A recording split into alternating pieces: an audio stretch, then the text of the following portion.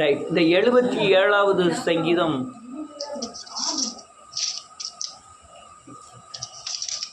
இந்த 77வது சங்கீதம் ரொம்ப முக்கியமான ஒரு சங்கீதம். சத்தம் நீங்கள் இப்போ பேசுகிறது வந்து இது ரெக்கார்டிங் ஆகும். அல்லேலூயா. 77வது சங்கீதம் வந்து எல்லாம் நிறைய சங்கீதம் ரொம்ப முக்கியமான சங்கீதங்கள் இருக்குது.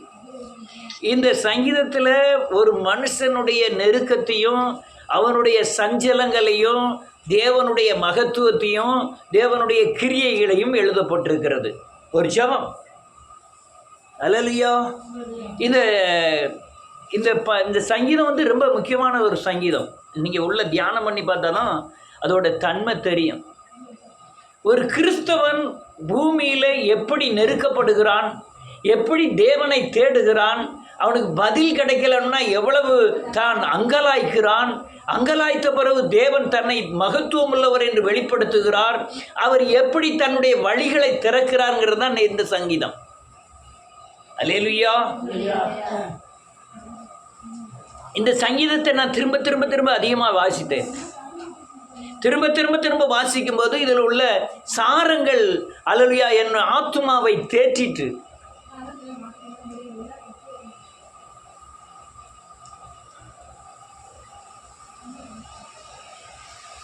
என்ன எழுதியிருக்கு பாருங்க. நான் 2வது வசனம் இல்லை முதல் வசனத்திலேருந்து வாசிக்கலாம்.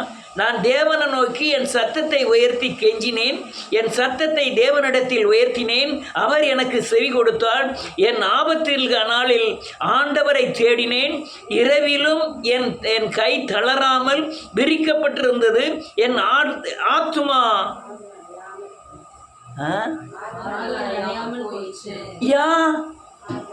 வேதம் சொல்லுது, என் நெருக்கத்தில் நான் கெஞ்சினேன், கதறினேன், அல்லேலூயா நான் கூப்பிட்டேன், என் ஆபத்து நாட்களில் ஆண்டவரை நோக்கி தேடினேன், இரவு பகலும் தளராமல் என் கையை விரித்து வைத்து ஜெபம் பண்ணினேன். ஆனாலும் என் ஆத்துமா போயிற்று. அல்லேலூயா. கர்த்தருக்கு கண்ணு இருக்கா, காது இருக்கா, அப்படி சூழ்நிலை இப்பதான் ஏற்படும். அல்லேலூயா. சின்ன பெரிய பெரிய காரியங்களுக்கு ஆண்டவர் ஜெபத்தை கேட்டு பதில் தந்திருப்பார்.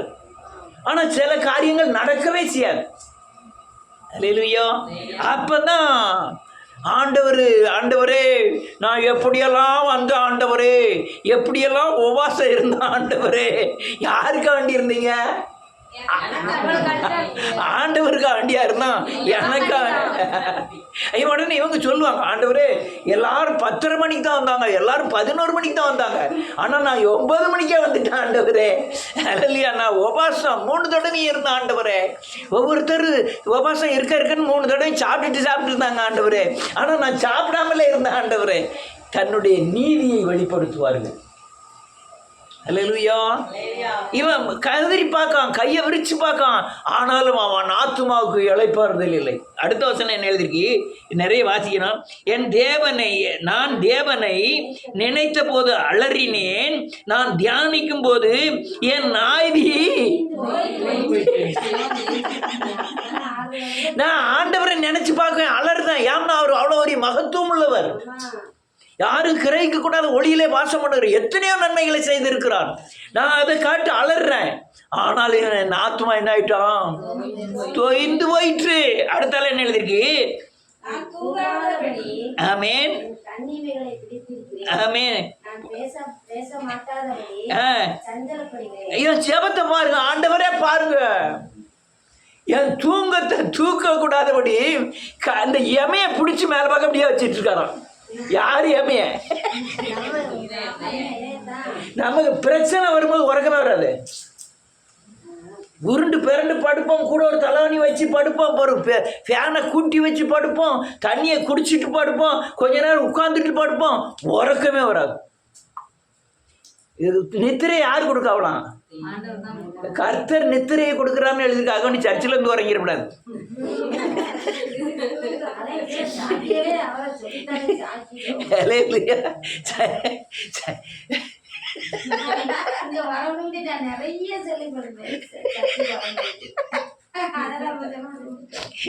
வேதம் போய் சொல்லு பாருங்க, இராக்காலத்தில் நான் தூங்காதபடி என் கண்ணிமைகளை பிடித்திருக்கிறார். நான் பேச மாட்டாதபடி சஞ்சலப்படுகிறேன். அநேகருக்கு இந்த நிலைமை ரொம்ப பேருக்கு வரும். வெளியே பேச்சுதான், ஆனால் உள்ள ஒரு காரியமும் பேச முடியாது. ஆனால் சிலர் பாருங்க, வீட்டு வாசல் வரையும் பேசிட்டு போவாங்க. ஹாய், நல்லா இருக்கா, அப்படி இருக்கா, அப்படி இருக்கான்னு. வீட்டுக்குள்ள போகும்போது சிலர் வெளியே போறேன்னா பேசாம வருவாங்க. வீட்டுக்குள்ள வேணும்னா சேலையை எடுத்துங்க சொல்லியாகும். எதுக்கு?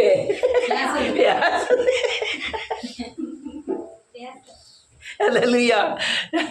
ஆனால் அதுக்கப்புறம் அவன் சொல்கிறான், அவளை ஜெபம்ன்ட்டு சொல்கிறான். அதுக்கப்புறம் உள்ள ஜெபம் தான் ரொம்ப முக்கியம். 7வது வசனம், ஆண்டவரே நித்திய நித்திய காலமா என்னை தள்ளி விடுவீரோ? அடுத்தால, இனி ஒருபோதும் தடை செய்ய மாட்டேன், செய்யாத இருப்பீரோ? ஏன் நெருக்க அப்படி இருக்கு? நான் ஜெபம் பண்ணேன், ராத்திரி பகலும் ஜெபம் பண்ணேன், கைகளை விரித்து ஜெபம் பண்ணேன், கெஞ்சுதேன். ஆனா அவரு என் ஆத்மா தோய்ந்து போகிறது. யார் உறங்கணும்னு பார்க்க உறக்கம் வரமாட்டேங்குது. நீங்க எத்தனை பேர் தூக்க மாத்திரை போட்டு படுக்காங்க தெரியுமா? தூக்க மாத்திரை போட்டு தான் உறக்கம் வரும். கொஞ்ச நாள் கழிச்சோன்னா அந்த தூக்க மாத்திரை அவங்களுக்கு வேல்யூ இருக்காது. அடுத்தால மாத்திரை எவ்வளவு போட்டாலும் உறக்கமே வராது. அதுக்கப்புறம் தான் தூக்கத்தை இன்ஜெக்ஷன்ல ஏற்றுவாங்க. அதுக்கப்புறமா அதுக்கும் வேல்யூ வராது. ஏன் வேல்யூ வராது? கண் எம்மையை யார் பிடிச்சிருக்கா? 2 பேரில் அப்படி லேசாக தொட்டு இப்படி பிடிச்சி வச்சுக்கிட்டு இருக்காரு ராத்திரி முழுக்கும். அப்போ அவன் ஜெபம் பண்ணதான், அவ்வளோ நெருக்கப்பட்ட பிறகு தான் ஜெபம் பண்ணதான். 8வது வசனம், அவருடைய கிருபை முற்றிலும் ஆற்றுமைற்றோ, வாக்கு தத்தமானது தலைமுறை தலைமுறைக்கும் ஒளிந்து போயிற்றோ. அல்லேலூயா. நன்றி. தேவன் இரக்கம் செய்ய மறந்தாரோ? கோபத்திலே என் உருக்கமான இரக்கங்களை அடைத்து கொண்டாரோ? அல்லேலூயா. இதுதான் நிலைமை, இதுதான் நிலைமை. அல்லேலூயா. நன்றியோடு கூட துதிக்கிறேன். வெளியே இருக்கும்போது ஒன்றும் தெரியாது, தீயில நிற்கும், தீயில நின்றுகிட்டு இருக்கோம், தீயில இருந்து வெளியே வரணும், கத்துதான் கதறுதான், ஜெபம் கேட்கப்பட மாட்டேக்கு. உடனே தான் அங்கே ஆண்டவர் கண் இருக்கா, காது இருக்கா, இறக்கம் இல்லையா, உருக்கம் இல்லையா அப்படின்னு நம்ம கத்த ஆரம்பிக்கிறோம். அல்லேலூயா. கத்த ஆரம்பிக்கிறோம்.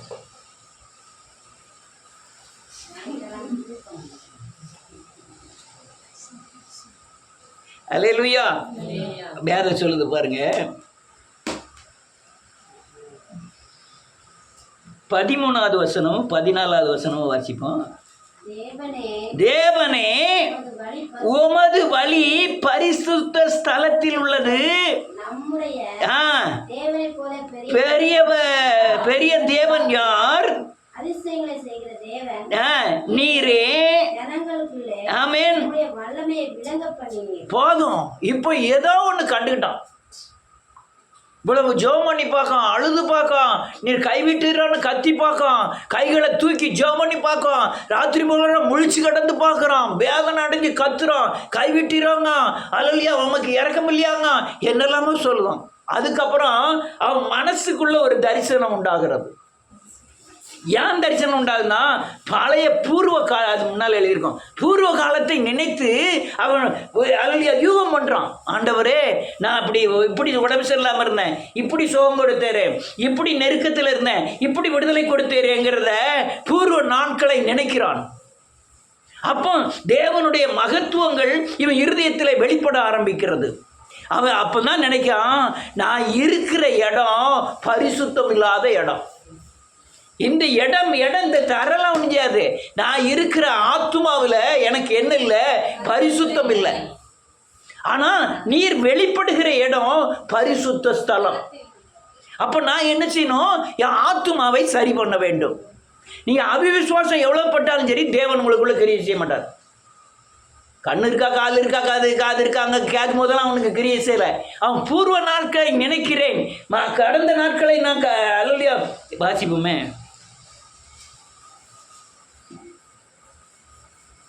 11வது வசனம். கர்த்தருடைய செய்கைகளை நினைவூர்வேன். உம்முடைய பூர்வ காலத்து ஆமென். அதிசயங்களை நினைவு கூர்வேன். இப்போதான் தெரியுது அவனுக்கு. என்ன தெரியுது? நீ பரிசுத்தம் இல்லப்பா, உன் ஸ்தலம் பரிசுத்தம் இல்ல. ஆண்டவர் வெளிப்படுத்துகிறார். வெளிப்படுத்திட்டு சொல்றாரு,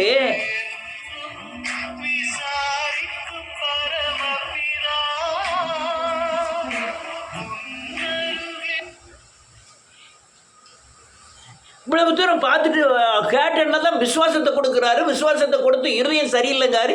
இவன் இருதயத்தை சரிப்படுத்தினோடனே தேவனுடைய மகத்துவங்களை வெளிப்படுத்துகிறார். நான் எப்பேற்பட்ட தேவன்கிறத அவனுடைய ஆத்மாவை வெளிப்படுத்துகிறார்.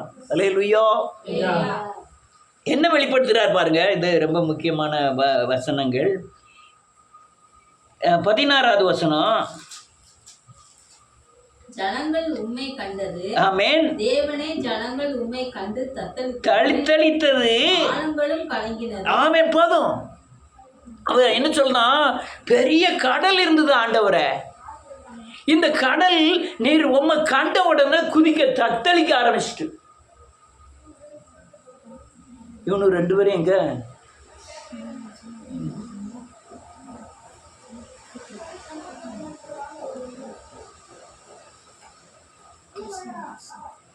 தத்தளிக்க ஆரம்பிக்குது. யாராவது போய் கடலை கலக்கி தத்தளிக்க வைக்க முடியுமா? இவன்கிட்ட வெளிப்படுத்துறாரு ஆண்டவர், நான் இவ்வளவு பெரிய மகத்துவம் உள்ளவர். அல்லையா? அது மட்டுமல்ல, அடுத்தால என்ன எழுதிருக்கு? ஜலங்களை பொழிந்தது. நான் பாரு, இந்த மேகமெல்லாம் திடீர்னு மழையை பெய்ய வைக்கி. எங்கடே போறியா? உட்காருங்கக்கள. வசனம் சொல்லும் போது கேட்க ரெடியா இருக்கணும். மற்ற நேரத்தில் போனால் பிரச்சனை இல்லை. அதுக்காண்டி மற்ற நேரத்தில் போயிடக்கூடாது. ஆமாம், 6வது நேரத்தில் போகக்கூடாது. வசனம் கேட்கும்போது வசனத்தை கவனமாக கேட்கணும். இதுதான் உன் பின்கால வாழ்க்கைக்கு உண்டான பாதுகாப்பு. இன்னைக்கு விதைக்கிற விதை தான் உனக்கு கடைசி நாள் வரையும் பாதுகாக்கும். இன்னைக்கு விதைக்கிற விதையில் நீ கேட்காம விட்டுட்டேன்னா நாளைக்கு அந்த வசனம் உனக்குள்ளே கிரியை செய்யவே செய்யாது. சின்ன வயதில் போதி முதிர் வயதில் வரையும் நிச்சயம் இருப்பான், விடாது இருப்பான். அவன் மனசுல பதியணும் சின்ன பிள்ளைகள்லாம். அல்லேலூயா. அவன் ஆண்டவர் சொல்றாரு, மேகங்கள் ஜலங்களை பொழிகிறது. அல்லேலூயா. என்ன பார்க்கீங்களா? மேகம் திடீர்னு இங்கே மழை பெய்யுது, திடீர்னு மழையை நிப்பாட்டிக்கிடுது, திடீர்னு விறுவிறுன்னு போகுது. இது என்ன செம்பநல்லூர், இங்கே கொஞ்சம் மழை பெய்வோம், ஒரு 5000 லிட்டர் பெய்வோம், விறுவிறுன்னு மழை பெய்யுது, உடனே நின்றுக்கிடுது. அடுத்தால மேகம் அங்கே போகுது, விறுவிறுன்னு. அவர் அங்கே ஆடு போட்டிருக்காரு, ஆட்டுக்கு அங்கே புல் இல்லாமல் இருக்குது, நேரம் ஆட்டுக்கிட்ட போகுது, அங்கே பெய்யுது. அப்படியே பெஞ்சு போய்கிட்டு இருக்கு. ஆமென். இதை யார் செய்கிறா? நம்ம செய்ய முடியுமா? அது கண்டுபிடிச்சான்னு வைப்போம். அங்கே மேகம் இருந்தால் தான் ஆசிட் மேலே பெய்யும். மேகத்துக்கு மேலே கொண்டு போய் அந்த இதில் ஃப்ளைட்டில் போய் தூவி விட்டுருவாங்க அந்த ஆசிட்டை. அந்த மேகத்தை வந்து அப்படியே பொழிய வச்சிடும். அல்லேலூயா. அந்த பொழியுதுல, அதை ஒரு இடி இடிக்கணும்னா இவரால். அல்லேலூயா. நீ என்ன மேலே போய் பொழிதுன்னு ஒரு இடி இடிக்கிறதுக்கு இவரால் முடியும். ஆமென். வேதம் சொல்லுது, மேகங்கள் ஜலத்தை பொழிகிறது, ஆகாய மண்டலங்கள் முழக்கமிட்டது. நாங்கள் சின்ன பிள்ளைலாம் இந்த இடி பிடிக்கும்போது ஆண்டவர் அங்கேருந்து கத்துதாரு அப்படிம்பாங்க. அவர் இருமுதாருங்க, தடப்படான்னு. இருமுனா எப்படி தடப்படாகும்? அது கடவுள். அவர் இருமுனா தடப்படாகும். அல்லேலூயா. எப்படி இடி வருதான்? 2 மேகங்கள் ரோசும் போது இடி வருதுங்க. இப்படி ரோசும் போது இடி வருதுங்க. ஆமென். 2 பனிக்கட்டி நீ ரோசு இடி வருது பார்ப்போம். மேகம் வந்து பனிக்கட்டி மலையை விட தாண்டின பெருசு. அதனால் 2 இடிக்கும் போது என்ன வருது? இடிவு உண்டாகிறது. அதில் தான் 2 கிராச் ஆகும்போது மின்னல் உண்டாகிறது. அந்த மின்னல் என்ன செய்ய, அந்த பனிக்கட்டியை உருக வச்சு உடனே மழை பெய்ய வைக்கி. ஒரு மின்னல் வந்த உடனே ஒரு இடி வரும். நீங்கள் என்னைனாலும் பாருங்கள், ஒரு மின்னல் வந்துட்டா ஒரு தடப்படான்னு இடி வரும். ஒரு இடி வந்துட்டா அடுத்தது என்ன வரும்? மின்னல் வரும். மின்னலும் இடியும் சேர்ந்து வந்துகிட்டே இருக்கும். அல்லேலூயா. இதை படைத்தவர் யார்? அல்லேலூயா. ஆதாம் காலத்துலலாம் ஒரு யானை இறந்து கிடந்ததுன்னா நீ 200 வருஷம் கழித்து அந்த யானை கிட்ட போனீங்கன்னா உயிர் தான் போயிருக்கும். அந்த சதை இதெல்லாம் அப்படியே இருக்கும். அதுக்கு இல்லை, மேலே பனிக்கட்டியே வச்சிருக்கிறாரு, கீழே பனிக்கட்டி, மூடையில் நடுவில் மனுஷன். அந்த பனிக்கட்டிக்குள்ளே நீங்கள் எதை போட்டாலும் அது அப்படியே கிடக்கும், உயிர் மட்டும்தான் போயிருக்கும். 200 வருஷம் கழித்து அந்த யானை கிட்ட போனீங்கன்னா அந்த யானை செத்துருக்குமே தவிர சரீரம் ஒன்றுமே செஞ்சிருக்காது. படைத்தவர் யார்? தேவன். அவர் சொல்றாரு, இந்த மகத்துவங்கள் எல்லாம் உனக்கு வெளிப்படுத்துறார். வெளிப்படுத்திட்டு அல்லேலூயா நன்றியோடு கூட துதிக்கிறேன். இப்ப 18வது வசனம்.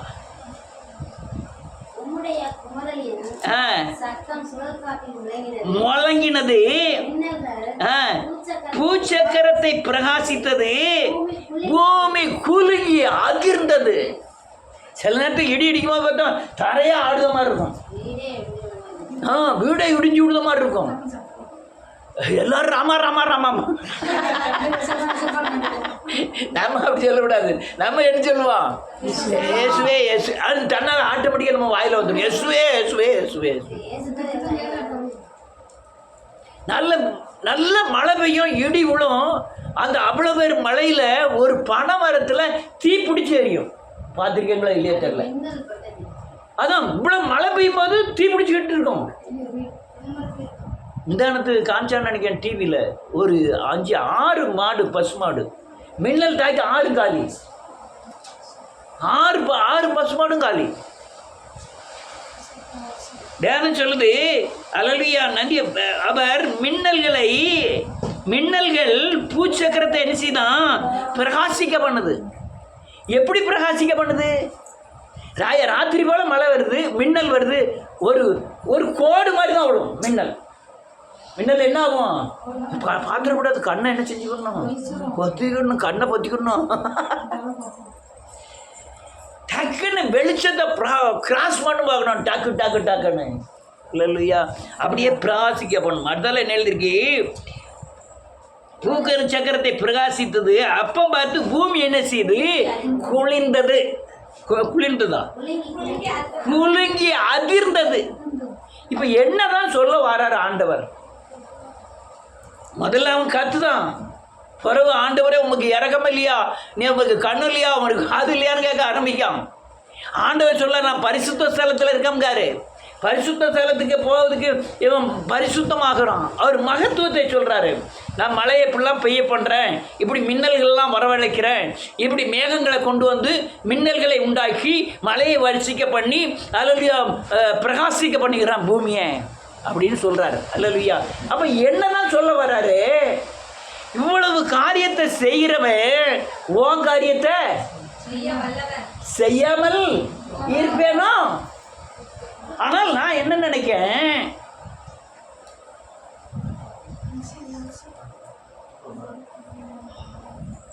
அல்லேலூயா, நான் என்ன நினைக்கிறேன், நிச்சயாட்ட 10 ரூபா கொடுத்தோடனே உடனே அப்பாவும் மகனும் போய் பிஸ்கட் பாக்கெட் பிஸ்கட்லாம் வாங்க மாட்டீங்களோ? பிஸ்கட் வாங்க மாட்டீங்களா?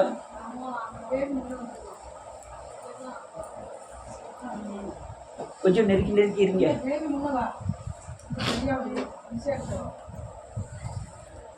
இப்போதான் இதை முடிவான செய்தி. இதை கொஞ்சம் கவனமாக கேளுங்க. அல்லேலூயா. நான் திரும்ப சொல்கிறேன், அவன் முதல்ல இருந்த நிலை, அவனுடைய செய்தி, அந்த ஜெபம் கேட்கப்படாத தன்மை, உறக்கம் இல்லை, கையை விரித்து செய்ய மாட்டுதான். அல்லேலூயா. ராத்திரி முழுக்கும் கெஞ்சி ஜெபம் பண்ணுறான். அவன் ஜெபம் கேட்கப்படலை. அதுக்கப்புறம் ஆண்டவரே இறக்கம் இருக்கா, என்னை மறந்தீரோ, என்னை கைவிட்டுரோ அப்படின்னு கதறுதான். ஆண்டவர் சொல்கிறார், நீ பரிசுத்த ஸ்தலத்தில் நான் வெளிப்படுவேன்னு சொல்கிறாரு. அவன் பூர்வ நாட்களை நினைக்கிறான். நினைக்க உடனே கர்த்தர் ஒரு காரியத்தை வெளிப்படுத்துகிறாரு. பூமியில் இந்த மழை பெய்யும்போது இந்த காரியங்களை பூரா நான் செய்கிறேன், நான் உன் காரியத்தை நான் செய்யாமல் இருப்போன்னாங்காரு. அல்லேலூயா. நம்ம என்ன நினைக்கிறோம்? நமக்கு வார பிரச்சனை, எல்லாரும் சொல்லுங்க, நான் எனக்கு வார பிரச்சனை இந்த உலகத்தை சார்ந்தது. எனக்கு வார பிரச்சனைய இந்த உலக அறிவை வச்சு நான் தீர்க்கணும்னு பார்க்கிறேன். ஆனா ஆண்டவர் அவர் ஞானத்துல தீர்க்க வேண்டும் என்று பார்க்கிறார். நான் எதிர்பார்க்கிறது இந்த பூமிக்கு அடுத்த காரியங்கள் மூலமா எனக்கு விடுதலை. நான் எதிர்பார்க்கிறது என் மாமிசத்துக்கும் என் புத்திக்கும் என் அறிவுக்கும் என்ன காரியம் வெளிப்படுதோ அந்த பதிலை நான் எதிர்பார்க்கிறேன். ஆனால் ஆண்டவர் அவர் புத்திக்கு அவருடைய யோசனைகளுக்கு நம்ம கடைசி வரை நிலை நிற்கிற விடுதலையை எதிர்பார்க்கிறார். நீங்க விடுதலையை எதிர்பார்த்தீங்கன்னா அது கொஞ்ச நாள் நிற்கும்.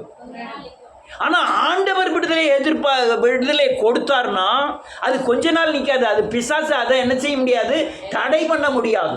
நான் எதிர்பார்க்கிற என் அறிவுக்கு உள்ள ஒரு கிரியைகள் அது அல்லையா பிசாசினால் என்ன செய்ய முடியும், தடை பண்ண முடியும். ஆனால் தேவனால் செய்கிற காரியங்களை இந்த பூமியில எந்த சக்தியாலையும் என்ன செய்ய முடியாது, தடை பண்ணவே முடியாது. அதுக்காக தான் இவ்வளவு காரியங்களை அவர் சொல்லி வர்றார் ஆண்டவர்.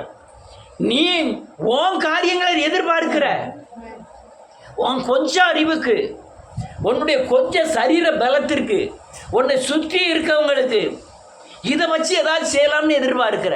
நான் இந்த தெருக்கள்லாம் பார்த்தோம்ல, ஏதாவது பிரச்சனைன்னா ஊர்க்காரங்களை நான் கூட்டிகிட்டு வந்துடுவேன். தெருக்காரங்களை கூட்டிகிட்டு வந்துடுவேன். ஏன் மாமா வச்சா அவன் மைமா உடனே விடாங்க, உடனே நீ வேதத்தில் அதெல்லாம் பரவாயில்ல, அறி கொடுக்குறாருன்னா விடலாம். நிறைய பேர் பார்த்துருக்காங்க. ஏதாவது பண்ணினா ஊர்க்காரங்க கூட்டு போவான், அதெல்லாம் வந்துடுவாங்க. நான் எத்தனை பேர் கவனித்து பார்த்துருக்கேன். எத்தனை பேர் ரொம்ப கூர்மையாக கவனித்து பார்க்கும்போது அவங்க சொல்லாமலே அவங்க எதிர்பார்க்கிறது பூராமே ஊர்க்காரங்க தான். நமக்கு தான் ஊர்க்காரங்களே இல்லை. இல்லையா? ஊர்க்காரங்க விடுதலை ஆக்கிடுவாங்களா? அநேகர் நினைக்காங்க என் பேங்கில் இத்தனை லட்சம் கிடக்கு. இந்த சேர்மேனில் சொல்லுவாங்க, ஒரு ஏக்கர் வாழை போட்டிருக்கேன்டா, ஒரு கொலைகாசு அடிச்சிருவேன். இவன் கணக்கு பாரு, ஒரு ஏக்கர் வாழை போட்டிருக்கேன்டா, அதை வெட்டி என் மகளை கட்டி கொடுப்பேன். ஒரு ஏக்கர் வாழை போட்டிருக்காண்டா, அடுத்தால கொஞ்சம் வயல் பேங்குமே. இது இல்லை, ஒரு ஏக்கர் வாழை போட்டிருக்கேன், இதை வெட்டினா ஒரு கொலைகேசை அடிச்சிடுவேன்டா. ஏன்டா எவனு முன்னால் நிற்க முடியாது. இல்லையா? இதுதான் சேர்மாதே போய் பேச்சு. அல்லையா? பணம் கையில் இருந்துட்டுனா கால் நடக்கிற நடையே வேற. அதெல்லாம் தேவன் விரும்பவே இல்லை. உன் அல்லையா புத்தி குறைவுள்ளது, உன் அறிவு குறைவுள்ளது, உன் சக்தி குறைவுள்ளது. நான் 28 வயசுல ஒரு நெல்லுமுடைய தலையில் வச்சுட்டு உட்காந்து எழுந்தேன். சக்கடா வண்டியை பின்னால் இருந்துக்கிட்டு அப்படியே போலில் முதுவை கொடுத்து 2 பைதாவும் அப்படியே தூக்கிடுவேன். ஆனால் இப்போ இந்த 6 கிலோ கறியை அங்கேருந்து கொண்டு வரதுக்கு இங்கே நான் கொண்டு வர வேண்டியது இருக்குது பைக்கில்.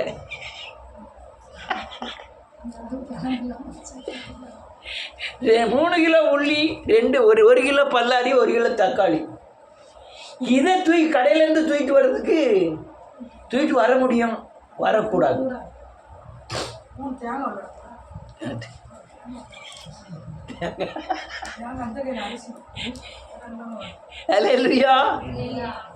ஆனா என் ஆயுசு நாட்கள், என் அறிவு, என் பலன், என் சக்தி எல்லாம் குறிப்பிட்ட அளவுதான்.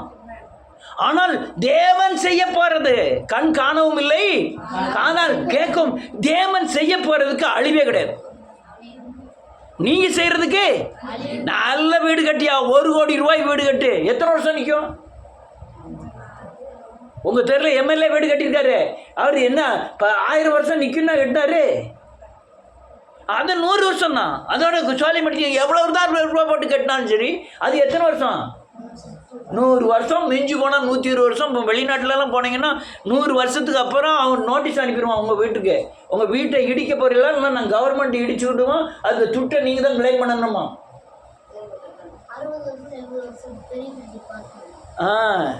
அவ்வளோதான். நம்ம ஊரில் தான் 100-150 வருஷம் கூட வீடுகள் இருக்குது.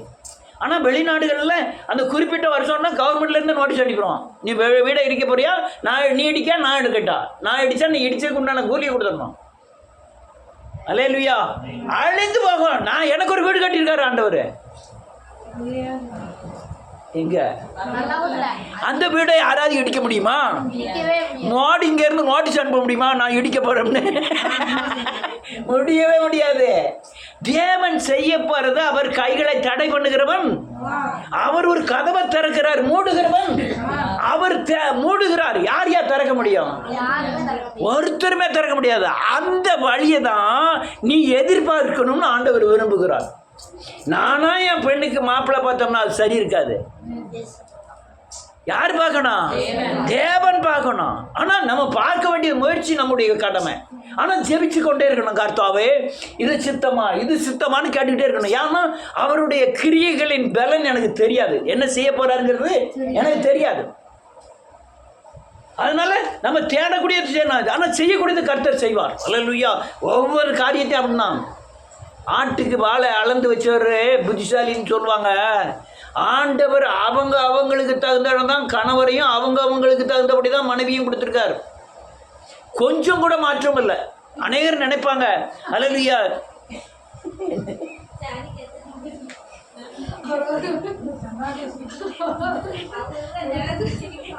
பிரச்சனை என்ன நினைக்கா, நமக்கு ஏற்ற ஆளு அதிகமாக சுவிசேஷம் வந்து அப்படிதான், உண்மை அப்படிதான். மாற்றி அமைக்கிறதும் கிடையாது. ஆண்டவர் நீங்க பிறந்த உடனே முடிவு பண்ணாரு. நீங்க கருவுல உருவாவதற்கு முன்னே என்ன செஞ்சுட்டாரு? முடிவு பண்ணிட்டாரு. இன்னாருக்கு இன்னார் தான்னு சாடிக்காத்த நல்ல காட்டுக்கிடுங்க. மொழி தெரியாது, ஊர் தெரியாது, முகம் தெரியாது, சொந்த பந்தம் இல்லை. சில ஆளுக்கு பாசையே தெரியாது. அவள் வேறு பாசை, இவங்க வேறு பாசை. 2 பேரையும் கட்டி கொடுத்தோன்னா நான் 20 வருஷம் 25 வருஷம் வளர்த்த தாய் தாப்பேன் தூரம் நில்லு, இங்கே வந்துடாத. கூட பிறந்த அண்ணன் தம்பி நீ தூரம் நில்லு. சாடிக்கேற்ற மூடி கரெக்டாக வந்து அது வந்து செம்பிளி ஆடு மாதிரி அப்பாட்டு தலையாட்டிட்டு போது எங்கே வாங்க, ஏன் அங்கே போங்க, ஏன் இங்கே உட்காருங்க, எல்லாம் கட்டிக்கிட்டு இருக்கு.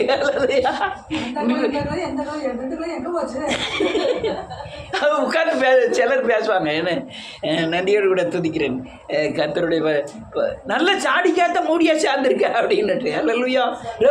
ரொம்ப பார்த்தீங்கன்னா கொஞ்ச நாள் ஆனவுடனே இவங்க 2 பேரையும் பிரிக்க முடியாத அளவுக்கு சேர்ந்துருந்தாங்க. ஆமென். பிரிக்கவே முடியாது. அதுதான் கிறிஸ்துவ குடும்பம். ஒருத்தருக்கு ஒருத்தர் பிரிக்க முடியாத அளவுக்கு குடும்பங்கள் மாறணும். அதான் கந்தடி போட்டு இப்படி ஆகிட்டேன்.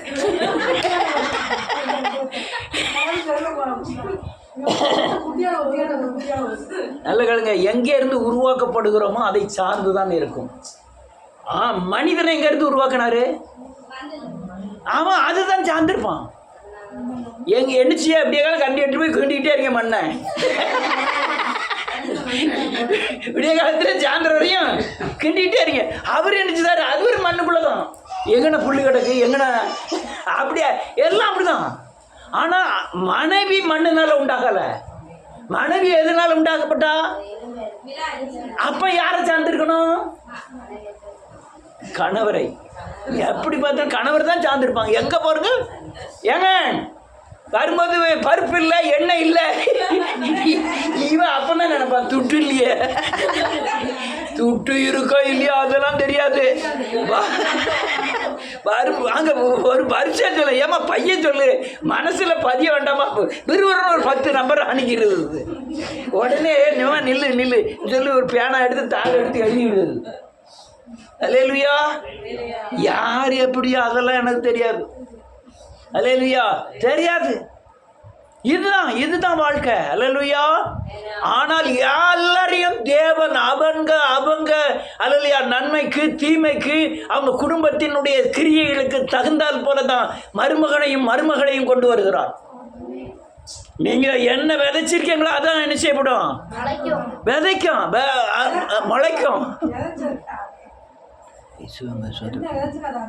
அந்த விளைச்சல் தான் இருக்கும் வீட்டில். நீங்கள் சரியானபடி அதில் மாமியார் நடத்துறீங்கன்னா அதே மாமியார் நமக்கு வருவாங்க, மருமக வருவாங்க. இதுதான் இது என்ன விதைக்கிறோமோ அதை அப்படியே ஆட்டோமேட்டிக்காக வந்துக்கிட்டே இருக்கும். அல்லேலூயா.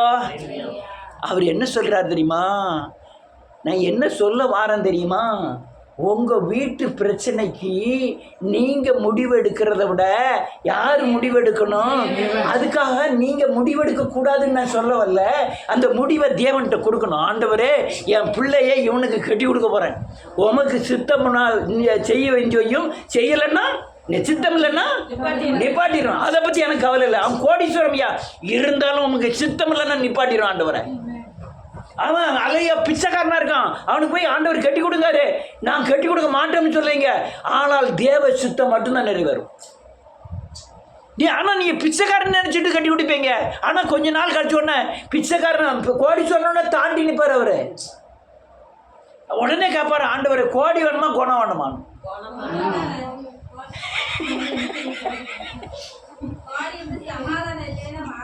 இதுதான் தேவ கிரியைகள். தேவனுடைய எல்லாம் சொல்லுங்க, தேவனுடைய கிரியைகளை மனுஷன் அறியான்.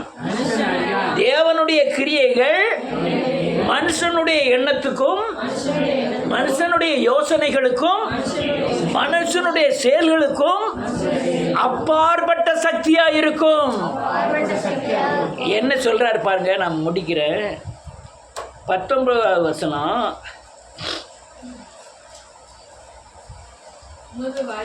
உமது வழி கடலிலும் உமது பாதைகள் திரண்ட தண்ணீர்களிலும் எப்ப இருந்தது?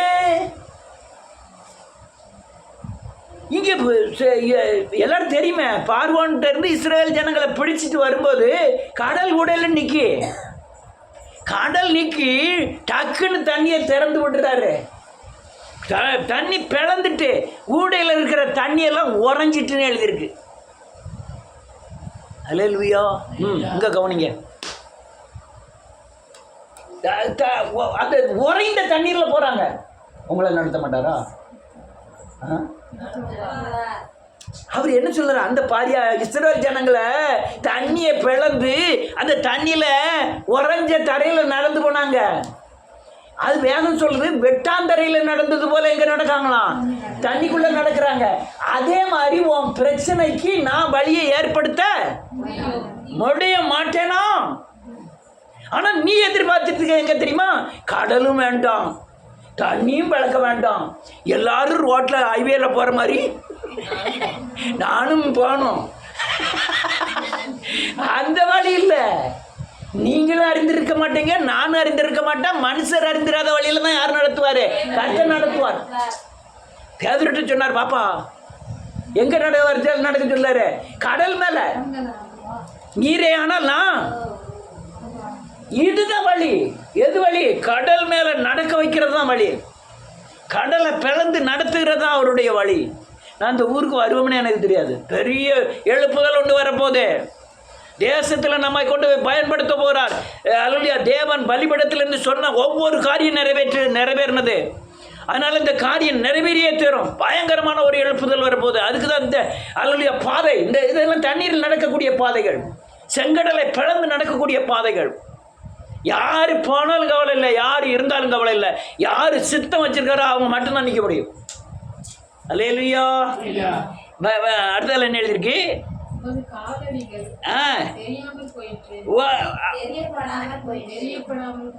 அவர் என்ன சொல்றாரு? அவர் தேவனுடைய காலடிகள் அவருக்கு என்ன ஒருத்தருக்கு என்ன செய்யலையா தெரியல. அப்ப அவர் நடத்துதலை ஒருத்தரும் என்ன செய்ய முடியாது, அறிய முடியாது. அதுக்காண்டி வீட்டில் புதையல் இருக்குன்னு புதையலெல்லாம் தோண்டா அனுப்பிச்சுடாதீங்க. அல்லேலூயா. பரிசுத்த ஸ்தலத்தில் தான் ஏற்படும். அநேகர் நம்ம எழுப்புதல் ஊழியத்தில் யாரும் வீழ்ச்சி அடைய மாட்டாங்கன்னு சொல்ல காரணம் என்ன தெரியுமா? கண்மலையாகிய கிறிஸ்துவின் மேல் அஸ்திவாரம் போடப்பட்டிருக்கிறது. எது கிறிஸ்து? மனம் திரும்பி கிறிஸ்துவை தரித்து கொண்டு அது மேலே அஸ்திவாரம் போட்டிருக்கோம். ஒரு நாள் இந்த அல்லேலூயா இந்த வீடு அல்லேலூயா பெருவெள்ளத்தில் மோதாது. எல்லாம் தப்பித்து கொள்ளும். அல்லேலூயா. அதனால நம்முடைய வாழ்க்கையில நம்ம எதிர்பார்க்கிற பெரிய காரியமானாலும் சிறிய காரியமானாலும் தேவனுடைய கிரியைகளுக்கு நாம் அர்ப்பணிக்க வேண்டும். அதை எதிர்பார்க்கணும். தேவனே எனக்கு செஞ்சரணும்ட்டு என் புத்தியின் அடிப்படையில் நான் கடல் ஓரமாகவே பெருதும்னு சொல்லக்கூடாது. அவர்கிட்ட போய் நிற்கணும். அவர் கடலை பிளந்து நடத்துவார். அந்த காலடிகளே தெரியாத அளவுக்கு கர்த்தர் உங்களை நடத்துவார். எனக்கு நடந்த அநேக காரியங்கள் இந்த இதில் எழுதியிருக்கிற காரியங்கள் தான். அல்லேலூயா. ஆலங்குளத்தில் நல்ல ஊழியம்தான். ஆலங்குளத்தில் நல்ல ஊழியம்தான். டெய்லி ஜபம். அங்கே கொலைப்பொடி விற்றுட்டு வருவான், உப்பு விற்றுட்டு வருவான். 35 ரூபா தான் கொண்டு வருவேன். தெங்காச்சியிலேருந்து விற்றுட்டு அங்கே போவேன் ஆலங்குளத்துக்கு. வீட்டில் கொண்டு போய் கொடுத்தோன்னா அங்கே அவர் வீட்டுக்கு போனோன்னு ஒரு பைக்கு நிற்கும் நமக்கு. அவர் பைக் வியாபாரம் பார்த்தாரு. யார்? பாஸ்டர். உடனே ஒரு பைக் எடுத்துகிட்டு நான் பாடல ஜபத்துக்கு போக வேண்டியதான் ஒவ்வொரு இடத்துக்கு. அல்லேலூயா. நல்ல ஜபங்கள் நடந்தது. நான் என்ன நினச்சிட்டேன், ஓஹோ அவர்கிட்ட 2-3 சபை இருந்து பாஸ்டர்ஸ் கிடையாது. நான் தான் 3 சபையை ரவுண்ட் அடித்து வரணும். இதே காலம் எந்திரிச்சோன்னா ஒரு சபையை நடத்தணும், அடுத்த ஆள்கிட்ட கொடுத்துட்டு இன்னொரு சபையில் போய் செய்தி கொடுக்கணும், அதை விட்டுட்டு பாரு ஆலங்குளத்துக்கு வரணும். நான் என்ன நினச்சேன், இதுதாயா நம்மளுடைய கடைசி கால ஊழியம் அப்படின்னு நினச்சேன். கர்த்தருக்கு ஸ்தோத்திரம். ஒரு வீடு கொடுத்துருந்தாங்க, வீட்டில் இருந்தோம். பிள்ளை கிரேசி அங்கே படித்தா, ஸ்கூலில் படித்தா. பையன் என்னென்னா நாங்கள் நல்ல ஊழியம். வீட்டில் கஷ்டமான பொறுப்பு இருந்தாலும் ஊழியங்கள் க்ளீனாக நடந்துக்கிட்டு இருந்தது. பரவாயில்ல, நமக்கு இதுதான் ஊழியம் நினச்சேன். ஒரே நாளில் அத்துப்பிடிங்க இங்கே வந்துட்டோம். இங்கே பாவூர் சத்திரம். பாவூர் சத்திரத்தில் வந்து எப்பாச்சு அது பயங்கர சங்கடப்பட்டாச்சு. பாவூர் சத்திரத்துலேருந்து எல்லாம் புறக்கி கொண்டு போட்டு தெங்காச்சு. இங்கே இடைகால் கோழி குஞ்சோடு வந்து இறங்கணும். அதுக்கப்புறம் என்னெல்லாமோ நடந்து எப்படியெல்லாமோ வந்து இன்றைக்கி ஒரு காட்டுக்குள்ளே வந்து இருந்துக்கிட்டு இருக்கோம். அல்லேலூயா. நீங்கள் இதே காரியத்தை இஸ்ரவேல் ஜனங்களை அல்லேலூயா எகிப்திலிருந்து பிரித்தெடுத்து நடத்தின காரியங்களை பூரா பார்த்தீங்கன்னா இதே சீன் வனாந்தரம் தான். இதே வனாந்தர வழியை தான். இது ஆலங்குளமாக இருக்குது. அது அப்புறம் அவங்களுக்கு நடந்தது சீன் வனாந்தரம். இது பேரிச்ச மரம் இருந்தது, ஊழியங்கள் இருந்தது. அதே மாதிரி தான் நடத்தி வந்தார். உங்களை நடத்துவார். அல்லேலூயா. நீங்கள் எதிர்பார்ப்பு மாம்ச அறிவில் அல்ல, நீங்கள் எதிர்பார்க்க வேத வசனத்தின் அடிப்படையில் தேவனை எதிர்பார்க்க வேண்டும். அல்லேலூயா. நல்ல கட்டுக்கிறதுங்க. இன்ஜின் விசுவாசம். சொல்லுங்க. ஸ்டீரிங் வசனம். இன்ஜின் என்னது? விசுவாசம். இன்ஜின் தான். விசுவாசம் இருந்தால் தான் இன்ஜின் தான் வண்டி என்ன செய்யும்? போகும். விசுவாசம் இருந்தால் தான் நிச்சயம். இருந்து வசனம் இருந்தால் தான் நிச்சய முடியும். உங்கள் பிரச்சனைக்கு நேரம் நிச்சய முடியும், வண்டியை திருப்ப முடியும். இன்ஜின் வந்து அல்லேலூயா விசுவாசம். இன்ஜின் இல்லாமல் வண்டி ஓடுமா? ஓடாதே. விசுவாசம் வேணும். அதுதான் சரியான நேரத்தில் சரியான காரியங்களை சரியானபடி நடத்துவார். ஏற்ற காலங்களிலே தீவிரமாய் நடப்பிப்பார். அதனால் கர்த்தர் உங்களை ஆசீர்வதிப்பாராக. எல்லாரும்